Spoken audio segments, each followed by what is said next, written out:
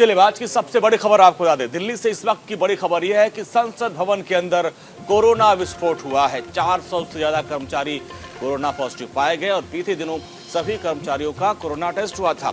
संसद भवन में कोरोना मिलने से हड़कंप मच गया है। तो ये बड़ी खबर, दिल्ली में अब कोरोना ने कोहराम मचाना शुरू कर दिया है और यही हम कह रहे हैं कि ये तीसरी लहर है और स्वास्थ्य मंत्री कह रहे हैं कि पांचवी लहर है। और अब संक्रमण संसद भवन के अंदर पहुंच चुका है। बीते दिनों संसद के अंदर काम करने वाले कर्मचारी, सुरक्षा कर्मचारियों का कोविड टेस्ट हुआ था और जिसमें से 400 से ज्यादा लोगों की रिपोर्ट पॉजिटिव आई है। देश भर में कोरोना तेजी से पांव पसार रहा है और पिछले 24 घंटे में कोरोना के 1,41,986 नए मामले सामने आए और नए मामले आने के बाद देश भर में सक्रिय जो मामले बढ़कर 4,72,169 हो गए हैं। एक दिन में कोरोना के ग्राफ में रिकॉर्ड बढ़ोतरी दर्ज की गई है। स्वास्थ्य विभाग के आंकड़ों के मुताबिक देश में पिछले 11 दिन में कोरोना के दैनिक मामलों में 21% बढ़ोतरी हुई है। दिल्ली में कोरोना से 7 लोगों की मौत भी हो गई और एक दिन में संक्रमण के मामले में 3,000 की बढ़ोतरी दर्ज की गई है। दिल्ली में फिलहाल कोरोना एक्टिव जो मरीजों की संख्या है वो 48,178 है।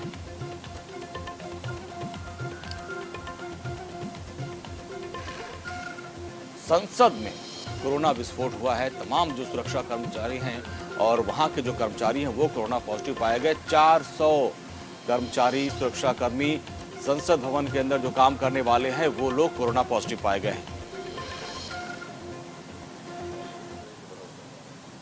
और दिल्ली से एक और बड़ी खबर आपको याद है, न सिर्फ संसद बल्कि दिल्ली एम्स में भी कोरोना का विस्फोट हुआ है। 24 घंटे में 200 स्वास्थ्य कर्मचारी कोरोना संक्रमित पाए गए हैं और 7 दिन की बात करें तो 7 दिन में 400 से ज्यादा जो सुरक्षा कर्मचारी हैं, जो सुरक्षा कर्मी हैं वो पॉजिटिव पाए गए हैं। तो ये इस वक्त की बड़ी खबर आपको बता दें, दिल्ली में कोरोना विस्फोट हुआ है और दिल्ली एम्स में 24 घंटे में 200 स्वास्थ्य कर्मचारी कोरोना पॉजिटिव पाए गए हैं और पूरे 7 दिन के जो हमारे पास आंकड़े हैं उसके मुताबिक 400 से ज्यादा स्वास्थ्य कर्मचारी कोरोना पॉजिटिव पाए गए हैं। आप सोचिए कि अब कोरोना स्तर किस तरीके से बढ़ता जा रहा है। जो हमारे कोरोना वॉरियर्स हैं वो इसके चपेट में आ रहे हैं, तेजी से आ रहे हैं। अब सोचिए कि 7 दिन में 400 से ज्यादा स्वास्थ्य कर्मचारी पॉजिटिव पाए गए हैं। 400 सुरक्षा कर्मी और जो कर्मचारी हैं वो संसद भवन के अंदर जो है एक ही दिन में पॉजिटिव पाए गए हैं। तो आंकड़े तेजी से बढ़ रहे हैं और दिल्ली में भी अब समझिए कोरोना विस्फोट हो गया है। हर जगह, हर दफ्तर में अब बल्क में कोरोना संक्रमित मरीज पाए जा रहे हैं। अभी हमने आपको संसद की तस्वीर दिखाई कि वहां पर 400 कर्मचारी पॉजिटिव पाए गए। एम्स में एक दिन में 200 जो स्वास्थ्य कर्मचारी पॉजिटिव पाए और एक हफ्ते में 400।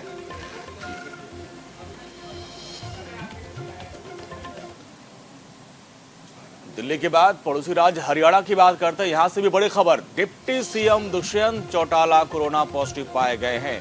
दुष्यंत चौटाला ने खुद इस बात को ट्वीट किया, जानकारी दी और खुद को आइसोलेट भी कर दिया है। सभी कार्यक्रम रद्द कर दिए हैं और उन्होंने ट्वीट कर लोगों से निवेदन भी किया कि मेरे संपर्क में जो लोग आए हैं 48 घंटे में और एहतियातन वो लोग भी अपनी जांच करा ले। तो अब ये देखिए मामले लगातार बढ़ते जा रहे हैं। तमाम जो माननीय हैं, जो जनप्रतिनिधि हैं वो कोरोना की चपेट में आ रहे हैं। हरियाणा के deputy CM Dushyant Chautala corona positive पाए गए हैं और खुद ट्वीट कर उन्होंने इस बात की जानकारी दी और पिछले 48 घंटे में जो उनके संपर्क में लोग आए थे उनसे भी उन्होंने निवेदन किया कि 48 घंटों में जो मेरे संपर्क में आए हैं उनसे आग्रह है कि एहतियातन आप भी अपनी जांच करवा लीजिए। तो अभी मामले बढ़ते जा रहे हैं।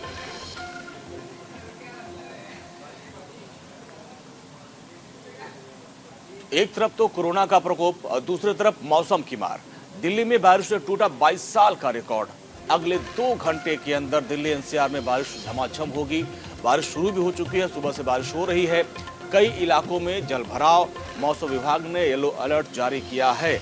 तो आप देखिए जनवरी के महीने में जिस तरीके से बारिश हो रही है इसने 22 साल का रिकॉर्ड तोड़ दिया है।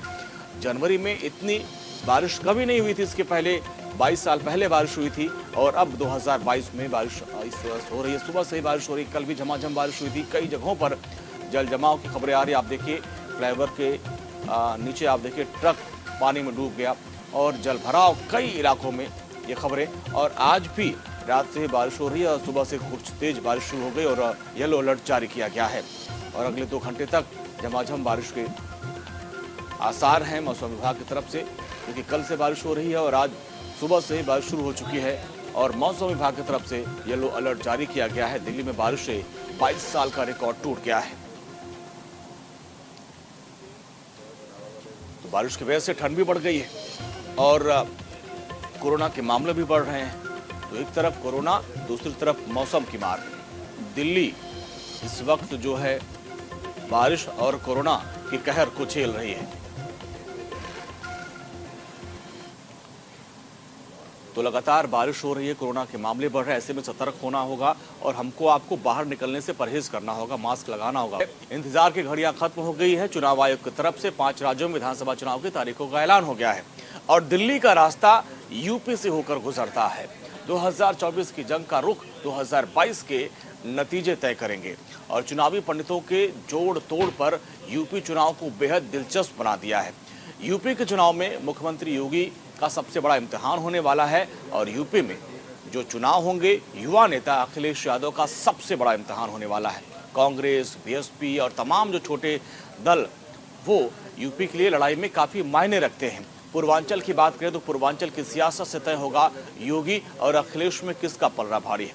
पश्चिमांचल की बात करें तो सियासत से तय होगा कि लखनऊ की गद्दी पर कौन काबिज होगा। अवध क्षेत्र से यह तय होगा कि किसको लखनऊ का ताज मिलेगा। देखिए इस रिपोर्ट को। All elections of 5 states will be conducted in 7 cases. Uttar Pradesh सहित 5 राज्यों में विधानसभा चुनावों के ऐलान के साथ ही चुनावी शंखनाद हो गया। उत्तर प्रदेश देश का सबसे ज्यादा विधानसभा सीटों वाला राज्य है। इस वजह से यूपी के चुनावी नतीजे दिल्ली की सियासत तक असर डालते हैं। सियासी हलकों में ये कहावत भी आम है कि दिल्ली का रास्ता लखनऊ से गुजरता है। उत्तर प्रदेश के सियासी समीकरण को समझने के लिए यूपी की आंतरिक संरचना को समझना बेहद जरूरी है। उत्तर प्रदेश को मुख्य रूप से 4 भागों में बांटकर देखा जाता है, जिनमें पूर्वांचल की 130 सीट, अवध क्षेत्र की 118 सीट, पश्चिमी यूपी की 136 सीट और बुंदेलखंड की 19 सीट शामिल हैं। सीटों के लिहाज से सबसे बड़ा रीजन पश्चिमी उत्तर प्रदेश है, जहां की 136 सीट पर जीत हासिल करने के लिए हर पार्टी अपनी खास रणनीति बनाती है। पश्चिमी यूपी में गन्ने की फसल बहुतायत में होती है और इसी के चलते यहाँ की सियासत भी गन्ने के इर्द गिर्द घूमती है। गन्ना किसानों की बकाया बिल का भुगतान हर विधानसभा चुनाव में पश्चिमी यूपी के लिए सबसे बड़ा मुद्दा होता है। तीनों कृषि कानूनों के खिलाफ किसानों ने जो आंदोलन किया, उसमें भी यूपी उत्तराखंड का मोर्चा पश्चिमी उत्तर प्रदेश ने ही संभाला। फिलहाल तीनों कृषि कानून केंद्र सरकार ने वापस ले लिए हैं। बावजूद इसके गन्ना के बकाये का भुगतान और कृषि कानूनों का मुद्दा इस बार भी पश्चिमी यूपी के लिए सबसे बड़ा मुद्दा दिखाई दे रहा है।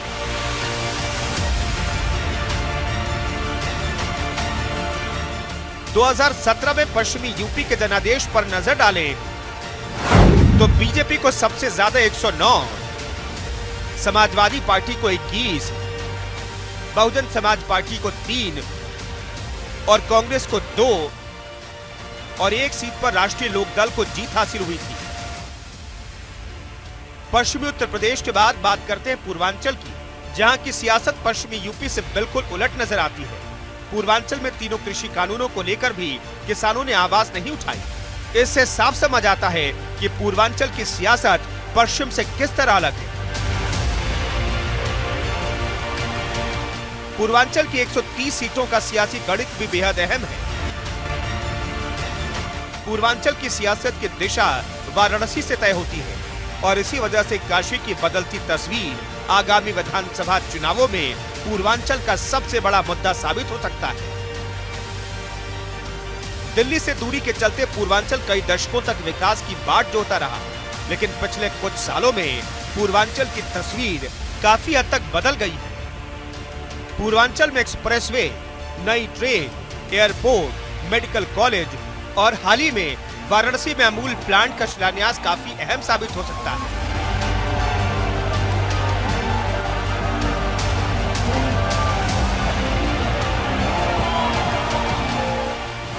पिछले विधानसभा चुनावों में बीजेपी को पूर्वांचल में भारी सफलता हासिल हुई थी। पूर्वांचल की कुल 130 सीटों में से बीजेपी ने 100 से ज्यादा सीटों पर कब्जा जमाया था। ये कामयाबी अपने आप में ऐतिहासिक थी, क्योंकि यूपी का पूर्वांचल समाजवादी पार्टी का गढ़ माना जाता था। लेकिन 2017 में बीजेपी ने समाजवादी को तो पस्त कर ही दिया, बहुजन समाज पार्टी और कांग्रेस को भी पानी पिला दिया था। यूपी में तीसरा सबसे बड़ा रीजन है अवध का, जहां से 118 विधायक विधानसभा में पहुंचते हैं। अवध का सबसे बड़ा मुद्दा अयोध्या में राम मंदिर ही रहा है,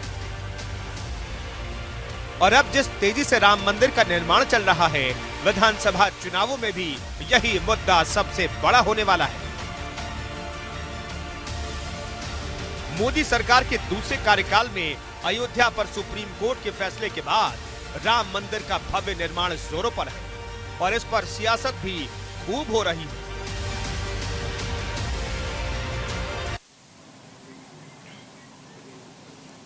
तो चुनाव आयोग ने 5 राज्यों में चुनाव के कार्यक्रम के ऐलान के साथ ही राजनीतिक दलों ने अपनी अपनी प्रतिक्रिया देनी शुरू कर दी है। समाजवादी पार्टी के मुखिया अखिलेश यादव का कहना है कि आयोग की हर शर्त का पालन किया जाएगा। साथ ही उन्होंने ये भी कहा कि 10 मार्च को बीजेपी का सफाया हो जाएगा। इसके अलावा यूपी के सीएम योगी आदित्यनाथ ने भी उम्मीद जताई है कि बीजेपी प्रचंड बहुमत के साथ सरकार बनाएगी। चुनाव लोकतंत्र का उत्सव है। भारत निर्वाचन आयोग ने देश के सबसे बड़े राज्य उत्तर प्रदेश समेत 5 राज्यों में विधानसभा चुनावों की घोषणा की है। उत्तर प्रदेश पिछले 5 वर्षों के दौरान प्रधानमंत्री मोदी जी के मार्गदर्शन में, उनके प्रेरणा से बदलाव और विकास की एक नई राह पर चला है। नए भारत के नए उत्तर प्रदेश में लोकतंत्र का ये महापर्व का हम हृदय से स्वागत करते हैं।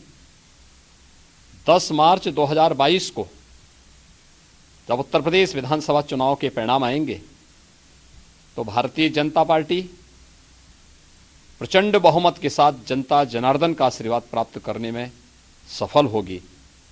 इसमें कोई संदेह नहीं होना चाहिए।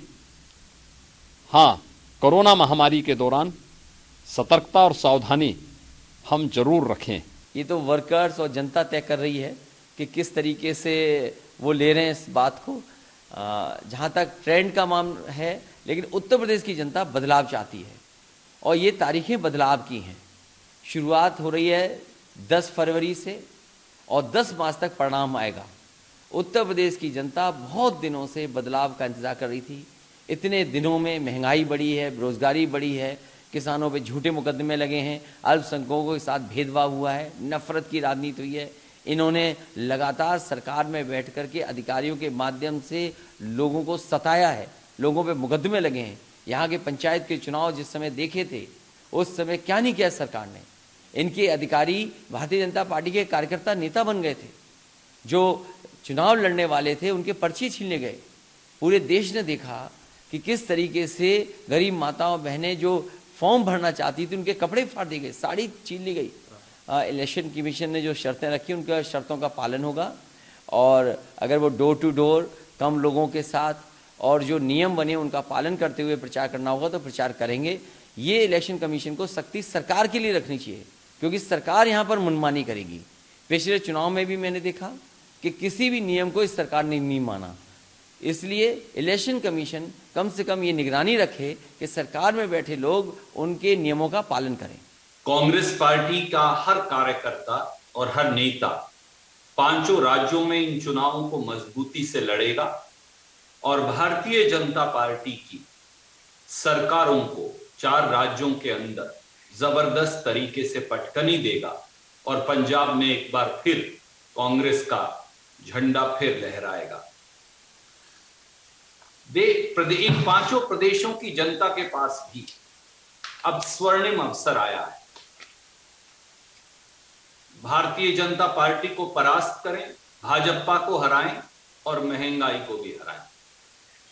पेट्रोल, डीजल, रसोई गैस, खाने का तेल, दालें, इनके दामों ने इन पांचों प्रदेश और देश में लोगों की जिंदगियां दूभर कर दी। मौका है इन पांचों प्रदेशों में, उत्तर प्रदेश, उत्तराखंड, गोवा, पंजाब, मणिपुर के अंदर, कि भारतीय जनता पार्टी को हराएं और महंगाई को गिराएं।